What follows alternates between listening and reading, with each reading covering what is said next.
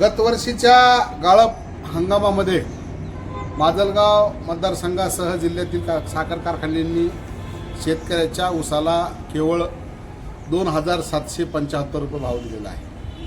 खरं तर या भावाच्या लढाईमध्ये साखरेला 40 रुपये किलो आणि 4,000 रुपये क्विंटल भाव असल्याचं कारण सांगून ऊसाला भाव देण्याचं टाळलेलं होतं। शेतकऱ्यांनी 2,775 रुपयाला टन प्रमाणे कारखान्याला ऊस गाळपासाठी दिला, परंतु कारखानदारांनी 14 दिवसात ऊसाचे पैसे शेतकऱ्याच्या खात्यावर वर्ग केले नाहीत।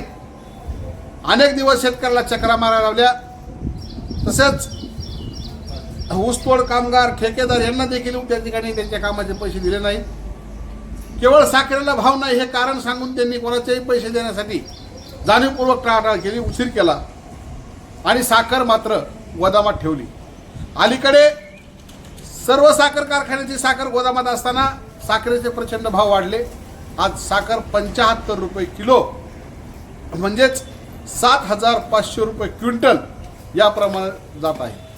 अशा परिस्थितीमध्ये शेतकऱ्याकडून तुम्ही 4,000 रुपये क्विंटलचा भावाचं कारण सांगून 2,775 रुपये दरानं ऊस नेलेला आहे, परंतु आता त्याच्यामध्ये तब्बल 35 रुपयाची वाढ किलो मागं झालेली आहे आणि क्विंटल मागं 3,500 रुपयाची वाढ झालेली आहे। या परिस्थितीमध्ये जो काही कारखान्याला झालेला फायदा आहे, आज कारखान्याकडे साखर असून ती साखर विक्री केल्यानंतर कारखान्याला जो प्रचंड फायदा होणार आहे, नफा होणार आहे, या नफ्यावर या कारखानदारांचा डोळा आहे आणि या कारखानदाराचा असा डाव आहे की हे सगळे जे काही साखर आहे ती साखर विकलेली दाखवून ह्या नफा जो आहे तो पूर्ण नफा गडप करण्याचा त्यांचा डाव आहे आणि हा डाव शेतकरी कामगार पक्ष कदापि यशस्वी होऊ देणार नाही।